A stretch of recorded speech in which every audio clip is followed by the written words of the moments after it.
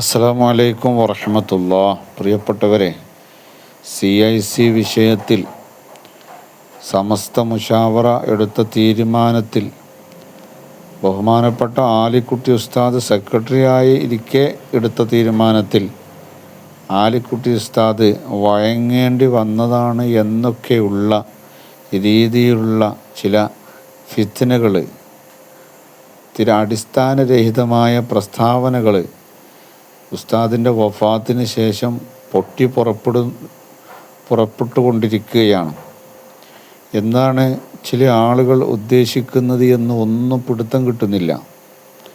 ഇതെല്ലാം കൊണ്ടുപോയി മഹാനായ സയ്യിദുൽ ഉലമയുടെ മീതെ ചാർത്തി സയ്യിദുൽ ഉലമയെ ഒറ്റക്കിട്ട് ആക്രമിക്കാനാണ് നിങ്ങളുടെയൊക്കെ ഭാവമെങ്കിൽ കട്ടായം പറയുകയാണ്, സമസ്തയുടെ പ്രവർത്തകർ ബഹുമാനപ്പെട്ട സയ്യിദുൽ ഉലമക്ക് കാവൽ നിൽക്കുക തന്നെ ചെയ്യും എന്ന് മാത്രമേ പറയാനുള്ളൂ. സമസ്തയുടെ മുശാവറയെടുത്ത തീരുമാനം, ആ തീരുമാനം പുറത്തു വന്നതോടുകൂടി സമസ്തയുടെ പ്രവർത്തകരുടെ ഹൃദയത്തിൽ നിന്ന് CIC എടുത്തു മാറ്റപ്പെട്ടിട്ടുണ്ട്. ഇനി വീണ്ടും കുത്തിത്തിരിപ്പുമായി CICയുടെ വിഷയത്തിൽ ഏത് വലിയ മുദിരിസാണെങ്കിലും, എത്ര വലിയ കോളേജിലെ പ്രൊഫസറാണെങ്കിലും ശരി, അത് സമസ്തയുടെ പ്രവർത്തകർക്ക് പുച്ഛമാണ്, അംഗീകരിക്കാൻ കഴിയാത്ത പ്രസ്താവനകളാണ്. മാത്രമല്ല, സയ്യിദുൽ ഉലമയെ പല ആളുകളും കുറേ വർഷങ്ങളായി സയ്യിദുൽ ഉലമയുടെ പ്രസംഗം കേട്ട് ഞാനടക്കമുള്ള പ്രവർത്തകർ ഒരു ദിവസം കരഞ്ഞു പോയിട്ടുണ്ട്. സയ്യിദുൽ ഉലമ പ്രസിഡൻ്റായ മുതൽ ഉറക്കം നഷ്ടപ്പെട്ട എത്രയോ രാത്രികളുണ്ട് എന്നാണ് സലാം ബാക്കവി പറഞ്ഞിട്ടുണ്ട്.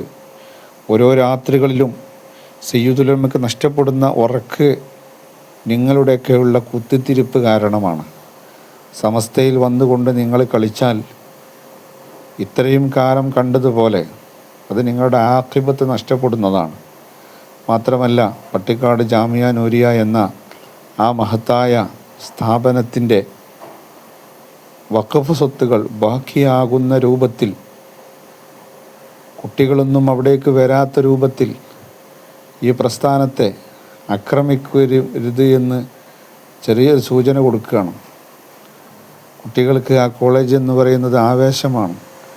ദർസ് പഠനം കഴിഞ്ഞ് ഞങ്ങളുടെ പേരിന് കൂടെ ഞാൻ പഠിച്ച ആ വർഷങ്ങൾ അധ്വാനിച്ച് പഠിച്ച ഇൽമിൻ്റെ അംഗീകാരമെന്ന നിലക്ക് ഒരു ഫൈസി എന്ന ഒരു സ്ഥാനപ്പേര് കൊതിച്ച് ആ കോളേജ് ലക്ഷ്യം വെച്ച് വരുന്ന മക്കളെ അതിൽ നിന്ന് ഇല്ലാതെ മറ്റൊരു കോളേജിലേക്ക് പോകേണ്ട വിധത്തിൽ നിങ്ങളവിടെ ആക്രമിക്കരുത് എന്ന് മാത്രവും സൂചിപ്പിക്കുകയാണ്.